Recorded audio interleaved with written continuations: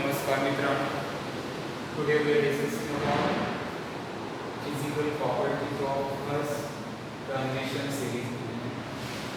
In that physical property, last time we had discussed about atomic and ionic matter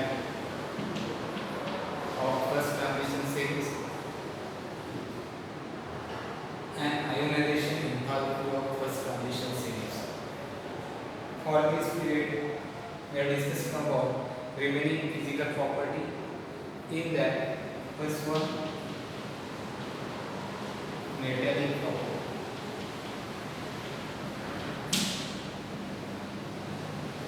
So, if you see transition series element in periodic table, its position.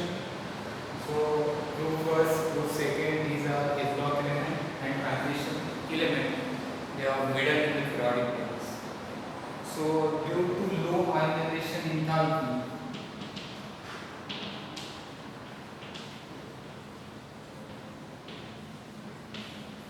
and presence of d orbital, presence of unpaired electron,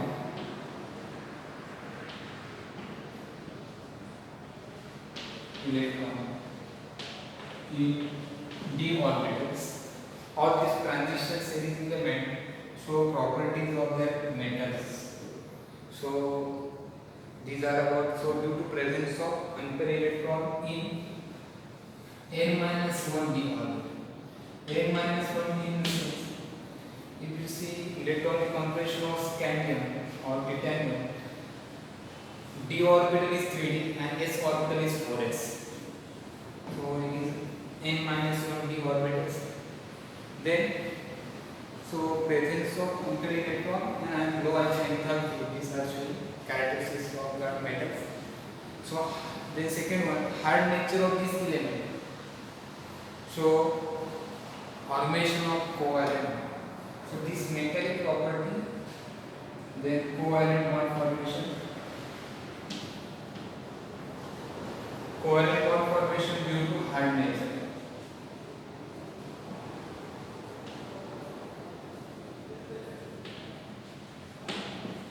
So if you see various crystal structure of metals, so these metals, transition metal, show hexagonal closed pack structure (SCC), hexagonal cubic closed pack structure, or polyhedral cubic structure (BCC), or simple cubic structure (SCC). So these are various metal lattice. Metal lattice is the various framework of molecule. These all concepts we are discussing solid state properties. So hexagonal closed pack, polyhedral cubic, and simple cubic structure. These are available in transition element. Then, if you see with increasing atomic numbers from scandium, titanium, vanadium, chromium, manganese, one electron entering d orbitals. So as numbers of unpaired electron increases in d orbitals, its melting points also increase. Melting point also increases. So if you see first transition series, scandium contain 1 electron in d orbital, titanium contain 2 electron, vanadium contain 3 electron, chromium d5 configuration is there. Unpaired electrons are 5. Then manganese contain d orbital, 5 unpaired electron. So with increasing atomic numbers, melting point first increases. Then if you see ferrous, cobalt, nickel, copper, zinc, unpaired electron, numbers of unpaired electron decreases. So first melting point increases from scandium, titanium, vanadium, chromium. So first transition series middle element is chromium. Second, third, that molybdenum and tungsten. So this chromium, then molybdenum and tungsten. This element contain more numbers of unpaired electron in d orbital. So in transition series, this element possesses maximum numbers, more melting points. So after numbers of unpaired electron increases, then again numbers of unpaired electron decreases. So again melting point decreases. So if you see graph of this melting point value first increases, again it decreases, like this graph will often in books. So with increasing atomic numbers, that is numbers of unpaired electron increases, then melting point also increases. So manganese, chromium, molybdenum, tungsten, they show highest melting points in their respective series. Then manganese, titanium display anomalous values of that melting points. So with increasing atomic numbers, melting point also increases regularly. So this is about that metallic characters. Then next, physical property, magnetic property.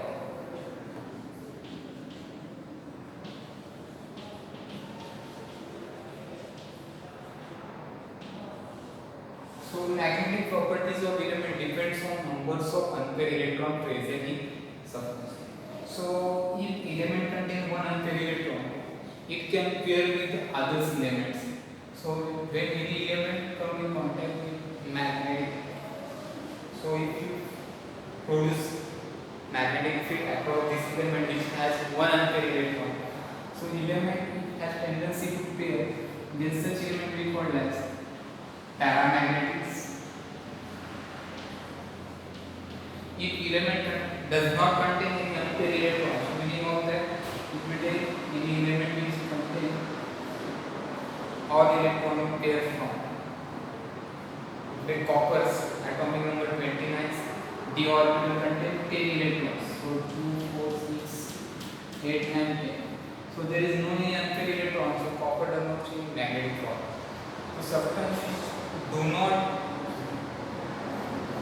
pair with that magnetic field, that is there is no unpaired electron in that element, such substance is called as diamagnetics. And if element substance contain more numbers of unpaired electrons, so if you take ferrous, cobalt, ferrous or chromium, such element contain maximum numbers of unpaired electrons. So atomic numbers of chromium 24, d orbital contain 1, 2, 3, 4, 5 unpaired electron, and s orbital contain only 1 electron.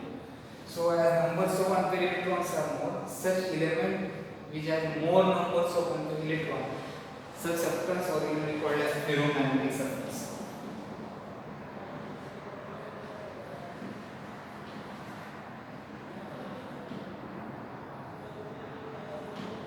Ferromagnets. So all transition elements possess magnetic properties in that paramagnetism, diamagnetism, ferromagnetism. It depends on numbers of unpaired electrons. So each unpaired electrons give rise to its magnetic spin magnetism. So what is the spin magnetism or magnetic momentum? For that they are given one formula. So magnetic momentum is calculated by using formula mu is equal to under root n into n plus 2, under root n into n plus 2 is measured in Dm. Dm is the same Bohr magnetism. So in this equation here mu means magnetic momentum and n means numbers of unpaired electron present. So if you take scandium contains atomic number 20, 1, electronic configuration is 3d14s2. So here d orbital contains 1 unpaired electron, so here values of n is equal to 1. So like this we can calculate this magnetic momentum by using this formula, and this formula is applicable only for first transition series, not for second and third transition series. Second and third transition series, that formula is not applicable. That is different long equation is there. It is not mentioned here that we are studying in structure of atom. Then magnetic property. Magnetic property. That value, if element contain n is equal to 1, mu is equal to 1.73. So how many numbers of unpaired electron is present in that system? We can calculate by using this formula. Then one example is given in our book.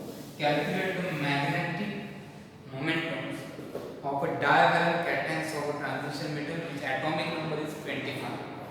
So here they mentions divalent. Divalent in the sense oxidation state of that substance is +2 oxidation state. Divalent. So atomic number 25. Cadmium, titanium, vanadium, then chromium, then if you see 25. So how can write electronic configuration of that divalent element? This atomic number is 25. So argon core atomic number 80. Then 3D 1, 2, 3, 4, 5. 1, 2, 3, 4. Unpaired electron and remaining 2, 4 s electron. They are lost because oxidation state is present. So in divalent element this atomic number is 25. Unpaired electron in this element is 5. So here values of n is equal to 5. So if n is equal to 5, its calculation is 5 into 5 plus 2, 7 multiplied by 2. 7 multiplied by 5, 35. Its answer is 5.92. Unit is Bohr magnetism PM. So like this you can calculate Bohr magnetism. So if you see your CET paper or JEE paper, you will give us some stresses and you want to calculate magnetic momentum by using this formula. Or if you have given values of Bohr, then magnetic momentum value. So what is values of n is equal to 1? If n is equal to 1, then how much value is there? N is equal to 2. Like this you want to keep in your minds for identification of elements and its atomic number. So like this magnetic property is there. So after magnetic property, next property in our transition series, colors.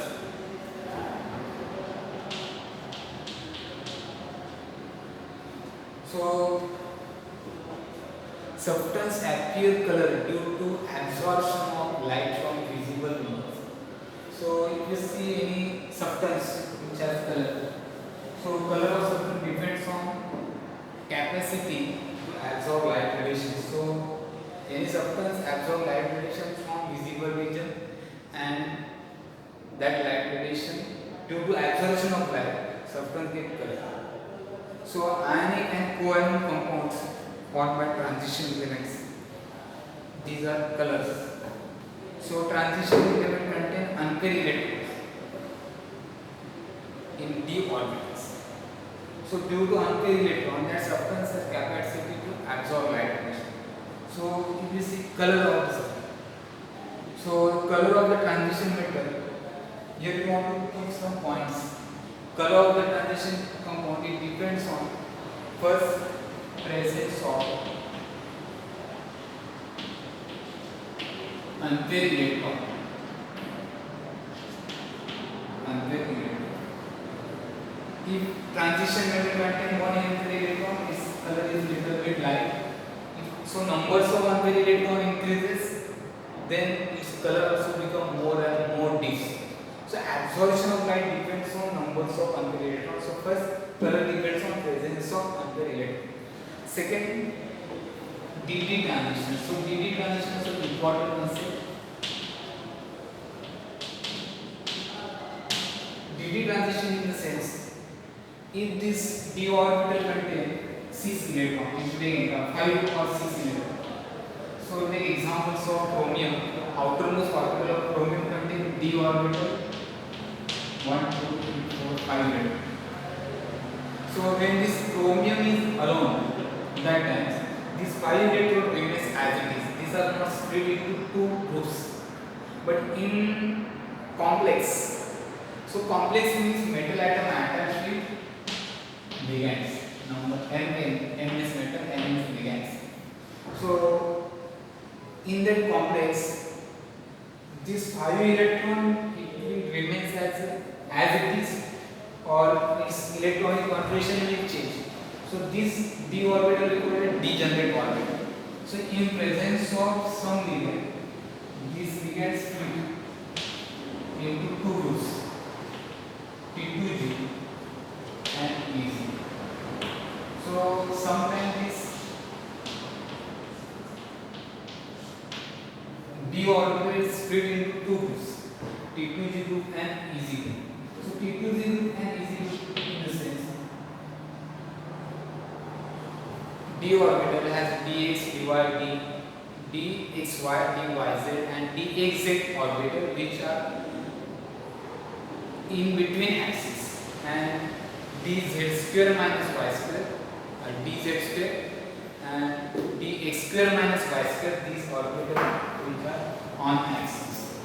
So in presence of ligand, this d orbital, their nature, this electronic distribution of electron changes. Sometimes this p2g orbital become higher and EG orbital become lower.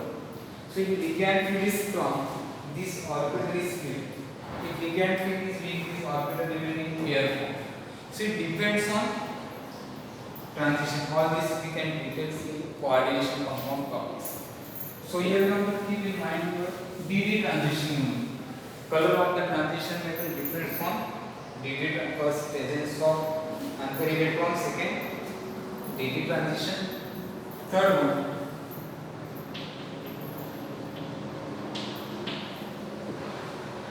nature of ligand attached to that metal ions. Nature of ligand attached to metal ions. And fourth one, geometry of the complex formed by the metal ions.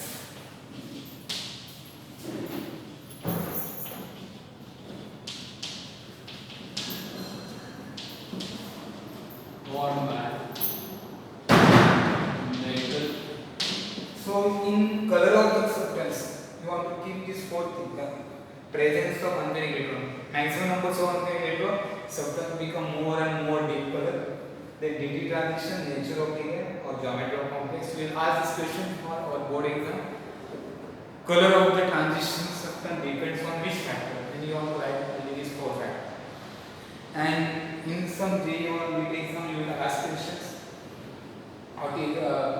Why this substance? In which of meaning of that? We will do 4 or 5 different substances.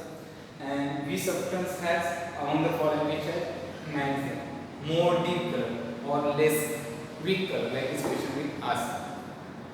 So this is about that color of substance. And last, catalytic property. So if you see transition metal,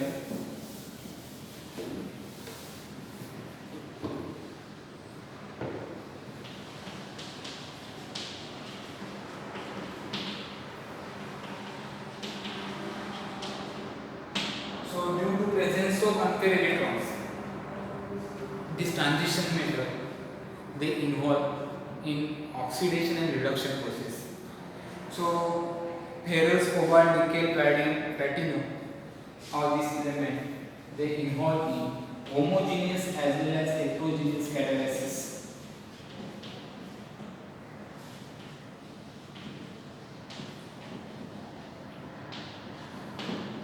Homogeneous and heterogeneous catalysis process. So in homogeneous catalysis, metal atoms or ions participate by formation of unstable intermediates. Homogeneous, what happen? Unstable intermediate form, and it involves in catalytic property. And in heterogeneous catalysis reactions, metal provide surface for that metal provides surface for the reaction to react. So here this phenomenon we call as surface phenomenon. So there are some examples of that substance which acts as a catalyst. So if you see manganese dioxide MnO2, it is used as a catalyst for conversion of decomposition of KClO3. This reaction KClO3 decomposed to produce KCl plus O2. Then in manufacture of ammonia by Haber process, molybdenum or ferrous is used for preparation of ammonia in Haber process. Then cobalt or thallium alloy is used. Cobalt or thallium is a transition element or their alloy is used in Fischer process for synthesis of gasoline. Gasoline in the sense kerosene. Then finely divided nickel. It is used for catalysis or conversion of ethylene CH2 double bond CH2 to ethane at 140 degrees Celsius. And in contact process for manufacture of sulfuric acid, one step is there. SO2 converted to SO3. This is one step involving manufacture of sulfuric acid. Already we are discussing P block 11. So platinized asbestos.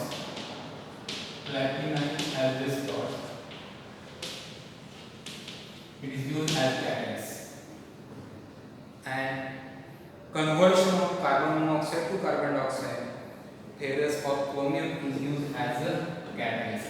So carbon monoxide plus T in presence of ferrous or cobalt, this convert into carbon dioxide.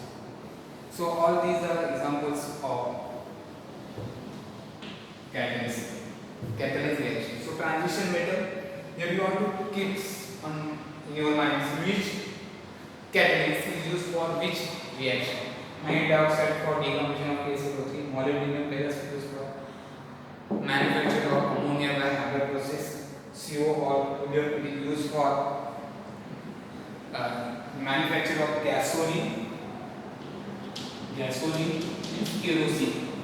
Then finally divided nickel in manufacture of conversion of ethylene to ethane. In manufacture of sulfuric acid, SO2 to SO3, this one step is there. In that platinum asbestos is used. Carbon monoxide coming to carbon dioxide, this is used. Ferrous or cobalt is used. So this transition, like physical properties of first transition series finished. Remaining property we can see next week.